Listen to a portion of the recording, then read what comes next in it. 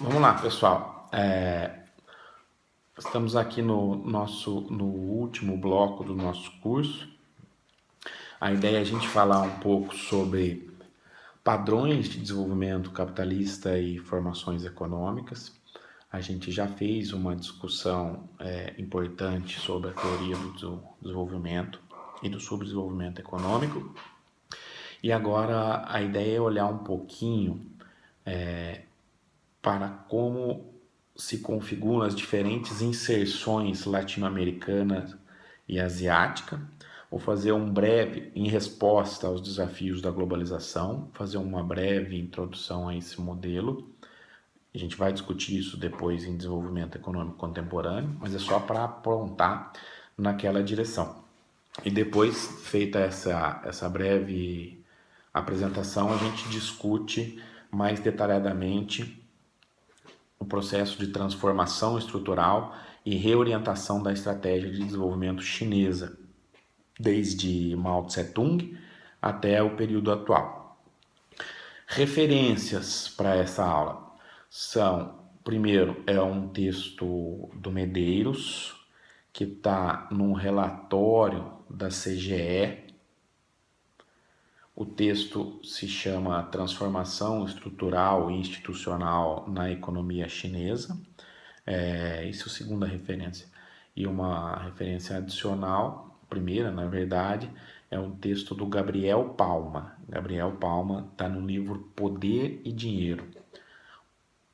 O texto trata do modelo dos gansos voadores em perspectiva comparada aos patos vulneráveis. Qual que é a ideia? Ali no último quartel do século XX, nós temos um conjunto de transformações econômicas importantes que vão dar origem ao que a gente chama do modelo empresarial baseado na lógica da maximização do valor acionário e a configuração da empresa em rede. A empresa deixa de ser a empresa fordista, chandleriana, aquela empresa que retém os lucros e reinveste, e passa a ser uma empresa que faz o downsize, terceirização, e se concentra em atividades core. Nesse cenário, a empresa quebra suas atividades produtivas em diversas etapas e distribui essas atividades produtivas no mundo. É a partir dessa configuração que a Ásia entra como um grande player mundial, no sentido inicialmente de ser um grande ofertante de produtos manufaturados. Por que ocorre essa reorganização empresarial? Porque surgem os modelos de maximização do valor acionário. A lógica, estou passando rapidamente por esse ponto, só para introduzir as discussões dos padrões de desenvolvimento e formações econômicas. Por quê? Porque essa é uma discussão que é objeto de outras disciplinas. Fecha parênteses. Por que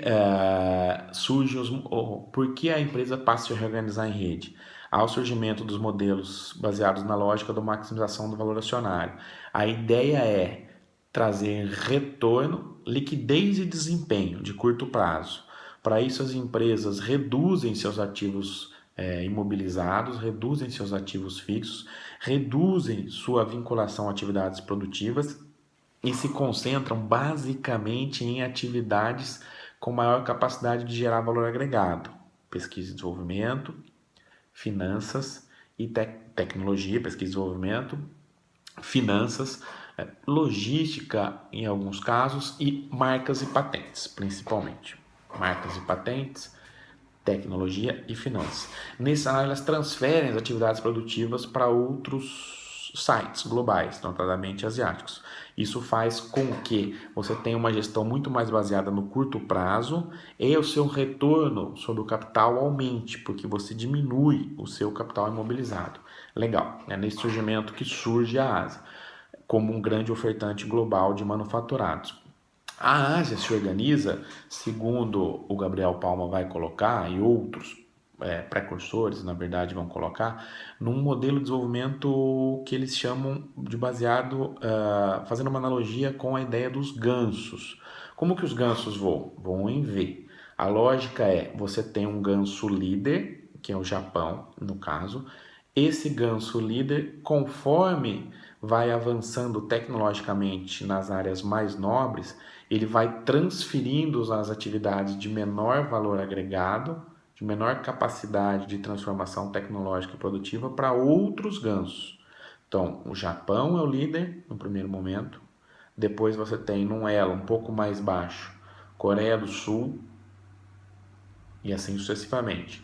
Tailândia, Hong Kong, Singapura, Malásia, Tailândia não, desculpa, Taiwan, Hong Kong, Singapura, Malásia, Tailândia, Vietnã, Tailândia, China, depois Vietnã, e assim sucessivamente. Então, qual que é a lógica? O país líder, no caso o Japão, é o desenvolvedor da tecnologia e, em escalas menores, a Coreia do Sul. Isso a gente está falando dos anos 70, mais ou menos. Ele desenvolve a tecnologia e compete nos produtos com maior valor agregado, tecnologicamente mais avançados. Ele tem um núcleo endógeno de progresso técnico, não compete via custos nessa primeira aproximação. Na medida em que você tem uma transformação tecnológica que faz com que os produtos produzidos anteriormente se tornem razoavelmente obsoletos, ou seja, a competição passe a ser cada vez mais via custo, o Japão transfere as unidades produtivas desses produtos para outros tigres de outra geração, tigres asiáticos de outra geração, tigre líder é o Japão.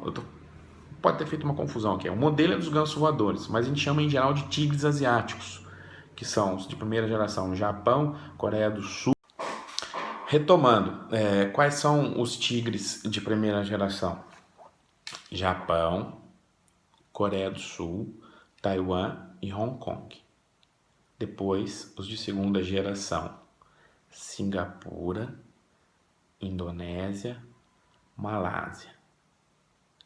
Depois, Tailândia e assim sucessivamente, Vietnã e outros. A China viria um processo posterior. Esses são os tigres. Mas eu estou falando, a gente estava falando do modelo dos gansos voadores, como eles voam em V e há uma transferência gradativa da tecnologia do ganso líder para os demais em busca de redução de custos, conforme a tecnologia avança. Há uma transferência entre esses gansos. Em geral, chama-se também o processo de desenvolvimento asiático como formação dos gansos voadores, a formação dos tigres asiáticos. São esses que eu falei para vocês. Ok, qual que é a lógica desse modelo? Você tem um processo de integração produtiva nessas redes globais de produção a partir do último quartel do século passado, baseado na produção, integração produtiva, produção, certo? As empresas locais se integram nessa rede, captam determinadas parcelas das atividades produtivas, se tornam essencialmente exportadoras. Você tem uma orientação do investimento direto externo para exportação. Essa utilização do investimento direto externo como elemento transformador é chamado pelo Gabriel Palma de efeito competitividade. Você atrai o IDE, esse IDE lhe permite avançar na escala tecnológica, fazer o processo catching up e transformar sua inserção nas cadeias globais de produção. Além disso, você vai mudando o seu posicionamento nessas cadeias globais de produção. Ou seja, há um efeito de posicionamento também que o Gabriel Palma coloca. Você faz com que cada vez mais as empresas avancem para estágios mais nobres do desenvolvimento. Isso ocorre dentro da lógica dos gansos. O Japão, através do investimento direto externo, além disso, há investimento direto externo estadunidense e europeu também, vai permitindo que os países aos poucos vão desenvolvendo sua estrutura produtiva e avançando para áreas mais nobres, de mais complexidade, mais transformação estrutural, maior produtividade.